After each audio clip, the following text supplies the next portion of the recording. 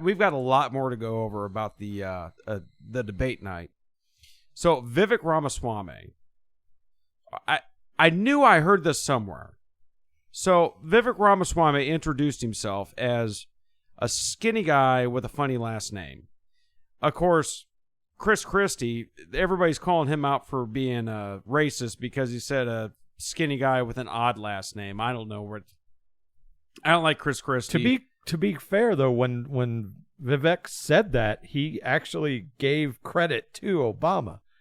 Literally in the sentence that he said, it was like Obama said, I'm the skinny guy who's that skinny guy with the weird name or whatever. Right. Yeah. He ripped it from Obama, but he did give a shout out now, didn't he? Yeah. Yeah. I saw an article, I don't even remember where it was, but they were like, "Oh, you ripped off Obama's speech." He literally gave the guy credit. He did it as a joke. At least he did it as a joke. Yeah. So Vivek Ramaswamy came out, and here's the thing. He had gusto, he had confidence, he had a sense of humor. The guy, Bill Maher interviewed him. And even Bill Maher said this. You're a good-looking guy. You're a young guy. You're a smart guy. You're very articulated.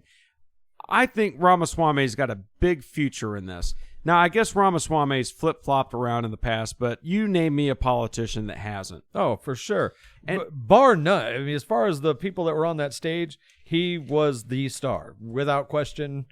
Whether you like him or not, he was the one that had the best overall performance. For lack of a better description. Oh, I agree 100%.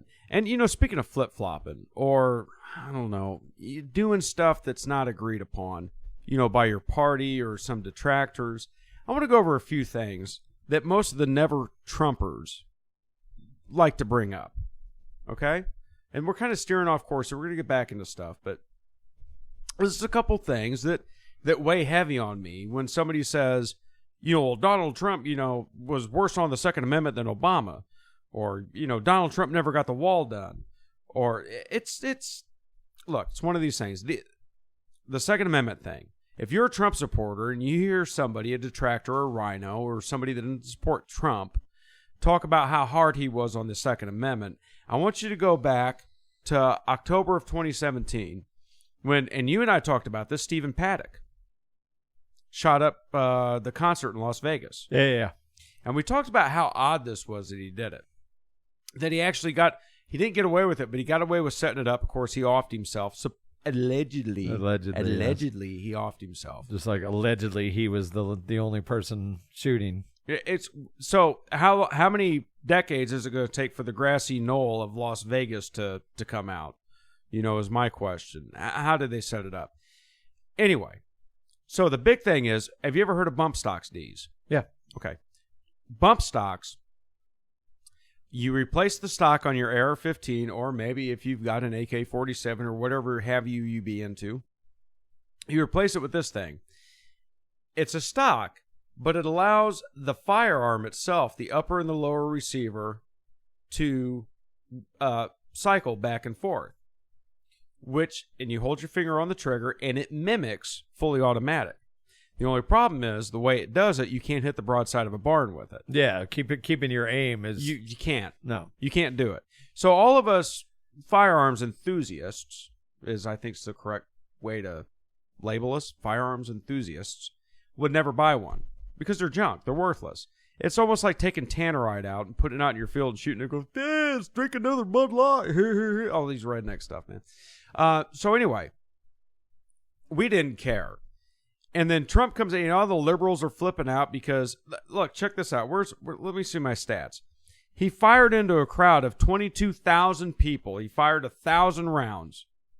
He killed 60 and wounded 867. Those aren't very good numbers for a mass shooter. Considering he had the advantage, he had all these guns, all this ammunition. He's elevated, and he killed 60 people, and that's it. Now, I'm not minimizing what happened. But I am making a point about the bump stocks. So all these liberals, I remember when this happened, you remember this happened, all these liberals flipped out about this, and Trump's got, you got to ban the bump stocks. And the NRA, on October 5th, 2017, the National Rifle Association, this is a quote from them. The NRA believes that devices designed to allow semi-automatic rifles to function like fully auto rifles should be subject to additional regulations. So he had the NRA's backing. Do you know what that was? That was a sacrificial lamb. That was shut the libs up, and all of us guys that really know anything about firearms didn't give a damn about it. It shut him up. We moved on. It wasn't a firearm. He didn't ban anything. He banned an inanimate object that is worthless to us. So in my opinion, it was okay. Now, the border wall, on the other hand, the border wall is a big point of contention with these guys that were former Trumpers that don't like Trump anymore. Have you ever talked to anybody about the border wall? He claims he was going to get the border wall built. He never did. No. All right. So Trump got $15 billion from the Department of Defense to increase visas and tariffs on Mexico. This was his idea. This was how he was going to do this. And he actually did put visas and tariffs and increase the rate. That's how he was going to get Mexico to pay for the wall. If anybody goes, well, he was going to get Mexico to pay for the wall and he didn't do it, and Mexico never signed a check, even he said that wasn't how that was going to work. He was going to, one way or another, make them pay for it. He put up 450 miles of a border wall system, more than anybody else has ever done. In 2017, he threatened, check this out. Let me pull my stuff up here real quick. He threatened to shut down the government in 2018. Do you remember that? Mm-hmm. Where he was in the Oval Office with Nancy Pelosi and Chuck Schumer over this wall.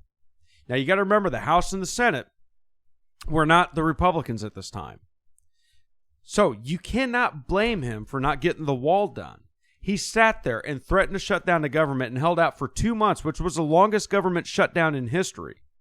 Did he cave? Eventually he caved. But he still got more wall put up. He still got more restrictions. And there was still less illegal immigration than any time in, I think it was the past 30 years. So when you hear these people come out and say, well, he didn't get this done, he didn't get that done, he didn't drain the swamp. You know, my thing with him not draining the swamp, Dees, is I don't think he realized just how deep that swamp was. Yeah, I think he found out by the time he got out of office. Oh, for sure. If he didn't, he's finding out now. So anyway, that's a point I wanted to get across. I made some arguments with people about that. Do you remember who was on stage when that shooting happened? Was it Brantley Gilbert? No. Who was it? Jason Aldean. Oh, it was Jason Aldean. Sorry, Yeah. We're not bro country guys. I knew it was one of them.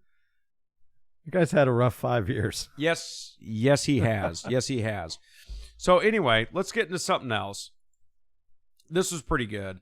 Tucker Carlson, when he did his interview with Trump, and we're going to pull up the soundbite for you here real quick, obviously, they don't like Chris Wallace. I don't like Chris Wallace. You remember when he left Fox News and went to CNN? Vaguely, yeah. Yeah, you know why you vaguely remember it? Because nobody gives a damn about Chris Wallace. That bombed. That went over like a Led Zeppelin. That was about as welcome as a fart in a spacesuit. I think, actually, I heard from somebody that Chris Wallace is actually cleaning crappers at a Motel 6 or something. I don't know what he's doing. Or maybe he's fluffing. I don't know. Is he still on CNN? I don't even know. Yeah. And who cares? When's the last time you ever heard anybody go, I was watching Chris Wallace yesterday, and oh my God, it was great. We're going to play this for you. This is the soundbite. Tucker Carlson and Trump. Here we go. Roll tape. Biden else has got to be running the government. Well, somebody else has to be. I don't think he's capable of doing anything. Look, when I debated him, I said, how come, and this was in front of probably not a friend of yours, Chris Wallace. He was the moderator. Not a friend. I said, why is it he wants to be Mike, but he doesn't have the talent? It's one of those bitchy little man. He wanted to be his father, but he didn't have the talent. Of course, talking about Mike Wallace's dad, and then Tucker Carlson called him a bitchy little man, which he is. You know, if you go back to the debates between Biden and Trump, Biden's trying to bring up all this stuff about getting kickbacks from China and the laptop and the Russian oligarch paying Hunter. And Chris Wallace wouldn't have none of it. It really seemed that Chris Wallace was in the bag for Biden. And Chris Wallace, up until this point, had always done a good job at trying to play it in the middle of the road, be fair. And then he just, kind of like Trump said about Megyn Kelly, his eyes were bleeding, his ears were bleeding, his nose was bleeding, his whatever was bleeding. I know he was enraged with anti-Trumpism. Anyway, this is the El Donzo and D's show. We will be back here in a few minutes with some more Fooly Monkey Shines right here on Cities 92.9, the news and talk of Bloomington Normal. So we're going to get some stuff wrapped up here. Especially, I want to touch a little bit more on this Tucker-Trump interview that they had. Trump said some very interesting things. He talked about the Chinese gaining control of the Panama Canal, which you need to watch this. You need to go to it. You need to see what he said about that, which is a big thing because China is actually spreading out across the globe. One thing China never had for them were satellite outposts militarily, and they're starting to gain those now. They're starting to gain those in Cuba, and I believe he talked about a runway that was, what did he say it was, like 20,000 foot long runway in Cuba, which is going to be used for the Chinese military. Of course, China has been infiltrating Brazil for over 2 decades now. Have you looked into any of this? No. I figure when they get here, I'll see them. They've been, yeah. Well, that's my biggest fear is that not that we wake up to nuclear war, is that we wake up to China, coming into our doors, go, oh, you put down your guns or we kill you. They've developed seriously really close economic ties and security ties with a lot of South America, Brazil, Venezuela. Of course, Venezuela was screwed from the get-go with communism, socialism, but Brazil. And if you go back to the elections, now we have Lula da Silva, who was a convicted felon, who didn't have a hope in hell, a socialist, of winning the presidency of Brazil. He kicked out Jair Bolsonaro in what was probably a worse rigged, more hotly rigged election than what we saw in 2020. That was all China got in there and did that. Joe Biden supported that. This is how far China's reach is going with everything. So now China is literally on our doorstep in South America. So here's the thing about Cuba. So President Xi Jinping, has pledged to support Cuba's defense of its national sovereignty. He opposes foreign interference in a U.S. economic blockade and will expand strategic coordination with Havana. He made remarks in a meeting with President Miguel Diaz-Canel on the sidelines of the BRICS summit in Johannesburg on Wednesday, according to a statement from the Chinese Foreign Ministry on Thursday. He said China highly appreciates Cuba's consistent firm support for China on issues involving China's core interests and will continue to firmly support Cuba in defending its national sovereignty, opposing foreign interference and blockade, and doing its best to provide support for Cuba's economic and social development. Now, this BRICS thing is almost like China and Russia, as well as Brazil, Russia, Iran, China. That's their own little form of NATO here. That's an issue. And now they're in South America with us. So, that's something to look out for. This China deal, if you don't think it can get any worse, it's about to with them. Because not only do they own everything we have at this point, now they're actually putting up satellite outposts in South America. They've been doing it with Africa. Goes back to the Belt and Road Initiative in Afghanistan. That was the last country they needed to get the Belt and Road right through the heart of the Middle East. And they got it and we gave it to them. That's why we believe Joe Biden's compromised. That's why they've been paying this family off for decades now. There's got to be a payout for the Chinese. The Chinese, I hate to admit it, are way smarter than we are. Now, Epstein. We talked a little bit about Jeffrey Epstein in the first segment, did we not, Dees? Yes, sir. I think it was first. I don't know. Okay, so pretty much Tucker Carlson flat out asked him, do you let's see this. Let's just pull it up real quick. He says, do you think Epstein killed himself sincerely? Trump's response was, oh, sure, possible, but I think he probably committed suicide. He had a life with beautiful homes, beautiful everything. All of a sudden, he is incarcerated and not doing very well. I would say he probably did commit suicide, but a lot of people think he was killed, including you. That just doesn't sound so sure to me. Does it to you, Dees? No, not particularly. But if there's ever going to be a president that's going to come out and stick to his guns and kind of walk that line, I think it's going to be Trump, personally. The whole thing with Epstein, like we talked about in the first segment, there was no cameras up. The guards were asleep. Conveniently, yes. Conveniently, allegedly, as Dees like to say, allegedly. No, they were definitely asleep. Oh, absolutely. Yeah. Yeah. They were asleep, whether they just had their eyes closed or because they were paid to or they were drugged or whatever. They were asleep. Now, the other thing I want to get to in this segment, have you been following this Prigozhin plane crash thing in Russia? Oh, for sure. All right. So I got a lot of stuff with this one. I don't even know if I need to pull up the Before we get into that, because we don't have enough time to talk about all we're going to talk about with that. Let's talk about Trump's return to Twitter. Oh, absolutely. Yeah, we forgot about that. He came back to Twitter with a mugshot. Yes, that was, I mean, you want to talk about a baller move. Like, he's been off Twitter for, well, since they barred him after 2020, so 2.5 years. And then Musk brought him back last year, and he still wouldn't come back on. And knowing full well that this mugshot was going to be released, like they released all of them, that was his big Twitter return, was he posted the mugshot himself and, literally calls it mugshot. It's just a picture. He doesn't really say anything. He says mugshot, August 24, 2023, election interference, never surrendered, DonaldJTrump.com. And I said to you before we went on the air about how, I think he missed an opportunity to just be, all giddy and smiling.